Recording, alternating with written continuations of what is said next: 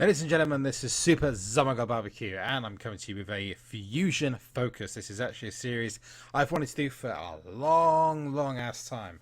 And the reason why I've wanted to do it for such a long ass time is because I was going to do this when I first started my channel, as I was one of the only guys who had all of the pro cards other than Roman Reigns, of course. But this is designed to give you all an idea of how all of the cards actually work in your favor. Now, the reason why I've actually released this is to actually help everyone who wants to look at the fusion cards and know what their strengths and weaknesses are, and where they are better against other cards, where they are worse against other cards, what are their strengths and benefits, and where are the really ridiculous matchups, which you will find one out in this episode, where you just do not want to put your card up against another card, just pure fear of being completely humiliated. So we're going to start off with two of the most popular wrestlers of all time, with The Rock and The Undertaker. And I'm going to start off with The Undertaker. Now, The Undertaker, I don't personally have a card of, I don't even have a single other guy. He is a fantastic looking card. He procs in toughness and charisma, which is very strange because his last event card actually procced in power and toughness, which I don't know what cat daddy is smoking, but hey, whatever. And his stats look pretty good on the outset, and at the moment he would be a great tag person for the future, or potentially I would say he's a fantastic overall card, and the fact he's a left arrow is absolutely brilliant as well. Now there we come down to the tough bit, and that is to say, unfortunately, he's actually a very weak card against some of the better cards. Against Warrior and Rock, he loses in 3 stats, and that is a problem. So you'd think, okay, well, let's have a look at other stats. He's good against Triple H, he's good against Savage, and HBK he's actually fantastic against. So Shawn Michaels and Savage he actually does really well against. And then we get to the horror story. Hulk Hogan beats Undertaker 90% of the time. 90%. So if you have got a 10%, a 1 in 10 chance of, if you put Taker against Hulk Hogan without procs or ability boosts, or a support card with you, you are going to lose, basically. So Hogan is a terrible card to have against Taker because he will just Taker will just get annihilated.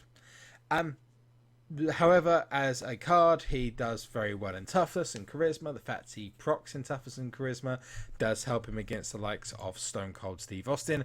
Although technically Stone Cold Steve Austin does still win against him in more occasions than Taker wins against Stone Cold. It's about a 55-45 split. So definitely a great card to have. I'd say more of a tag team partner, but I would say at the moment you want to be probably focusing your efforts on having Triple H as a tag team person to have in your team, and more on the reason for that at a later stage. And we now move on to The Rock, who I am actually very much blessed with having the benefit of having one of these amazing cards. And a lot of people are saying, why is The Rock so amazing? Well, the reason The Rock is so amazing is because whilst he's not a master of one trade, he's a jack of all trades. He is the overall best card in the tier, my opinion personally. Now, in terms of overall stats and the stat count, he is the second, with Hulk Hogan the total best card in the tier, in the Fusion tier. However, he is one of the only cards that procs in power and charisma. Perfect. He's a left arrow. Perfect. Great for tag teams. He's also the card that currently has the best overall stats in the basis that in terms of where he ranks up on the other cards. Let me explain this.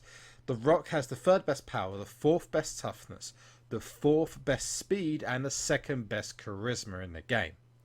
Now, why is this such a benefit, you ask? Okay, let's look at The Undertaker, who has the 6th best power. is joint best toughness, has the worst speed, and has the third charisma, which means overall, Undertaker absolutely gets killed by The Rock. And The Rock is a fantastic singles card for that. Probably not worth using in a tag team unless you absolutely have to. Now, whilst we're actually listening to this, I'm actually going to play a game with The Rock so you can see how he actually benefits. We can fire some with a Fusion Pro card. That'd be absolutely brilliant. There's a guy called Mason Ryan. Interesting. Let's play J5 is Alive.